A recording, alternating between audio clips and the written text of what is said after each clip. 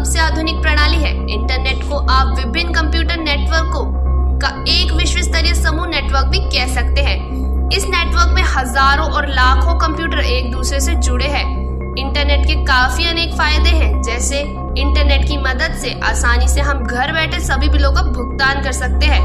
Internet पर हम credit card या नेट बैंकिंग की मदद से कुछ ही मिनटों में बिजली, टेलीफोन, डीटीएच या ऑनलाइन शॉपिंग के साथ सभी बिलों का भुगतान कर सकते हैं। भले ही आप विश्व के किसी भी कोने में बैठे हो, एक जगह से दूसरी जगह कई प्रकार की जानकारियां या सूचना कुछ ही सेकंड में भेज और प्राप्त कर सकते हैं।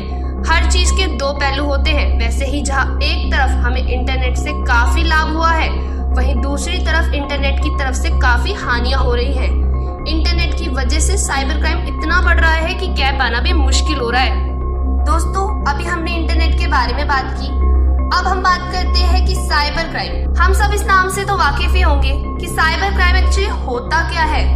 साइबर क्राइम, जी हाँ दोस्तों, मैं आपके साथ अंशिका दलाल आज साइबर अपराध के बारे में बात करने आई हूँ। हर कोई सोचता है केवल किसी के निजी डेटा को चुराना ही साइबर अपराध है, लेकिन अगर हम इसकी परिभाषा को देखें तो साइबर अपराध किसी इलेक्ट्रॉनिक डिवाइस, कंप्यूटर, लैपटॉप आदि का उपयोग किसी के डेटा को चुराना या कंप्यूटर का उपयोग करके उन्हें नुकसान पहुंचाना की कोशिश करना को संदर्भित करता है। इसके अलावा यह एक अवैध गतिविधि है जिसमें चोरी से लेकर आपके सिस्टम या आईपी पते का उपयोग अपराध करने के लिए एक उपकरण के रूप में करने तक की कई समस्या शामिल है। साइबर अपराध के प्रकार मोटे तौर पर हम कह सकते हैं कि साइबर अपराध को 4 प्रमुख वर्गीकृत किया गया है।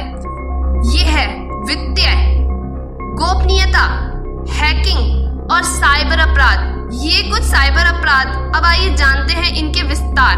सबसे पहले है वित्तीय अपराध। वित्तीय अपराध होता क्या है? वित्तीय अपराध में वे उपयोगकर्ता या खाता धारकों के पैसे चुराते हैं।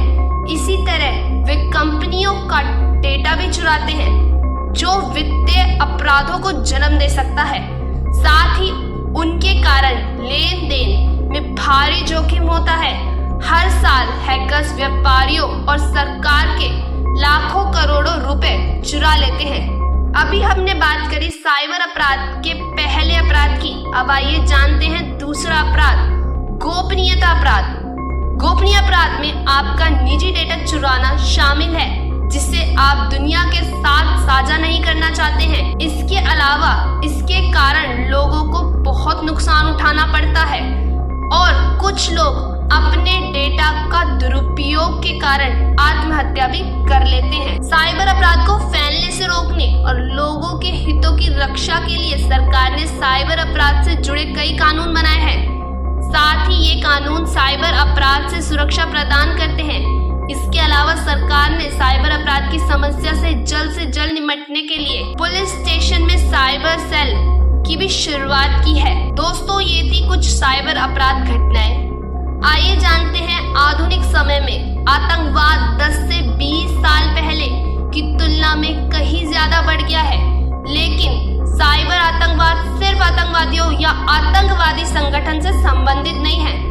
भारत में साइबर अपराध वेब दुनिया या साइबर स्पेशल लाखों और अरबों उपयोगकर्ताओं और वेबसाइटों का एक विशाल समुदाय है।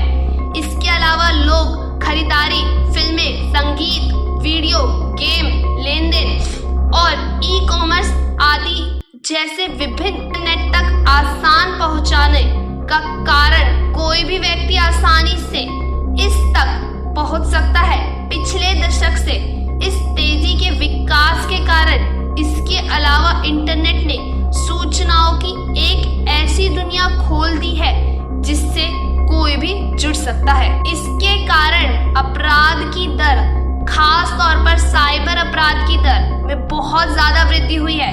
इसके अलावा इंटरनेट की तेज गति के कारण डेटा का प्रसार, इन सबसे बढ़कर इन सभी मुद्दों के कारण साइबर सुरक्षा समाज के लिए एक बड़ी चिंता बन गई है। अब आइए बात करते हैं तीसरे अपराध की। तीसरे अपराध में है हैकिंग। हैकिंग से तो सभी जान गए होंगे कि हैकिंग होता क्या है। हैकिंग में वे जानबूझकर किसी वेबसाइट को नुकसान पहुंचाने या उसके मालिक को नुकसान पहुंचाने अलावा में मौजूद वेबसाइट को नष्ट कर देते हैं या उसमें बदलाव करके उसकी कीमत कम कर देते हैं। वेब दुनिया या साइबर स्पेशल लाखों और अरबों उपयोगकर्ताओं और वेबसाइटों का एक विशाल समुदाय है। ऐसी दुनिया खोल दी है जिससे कोई भी जुड़ सकता है।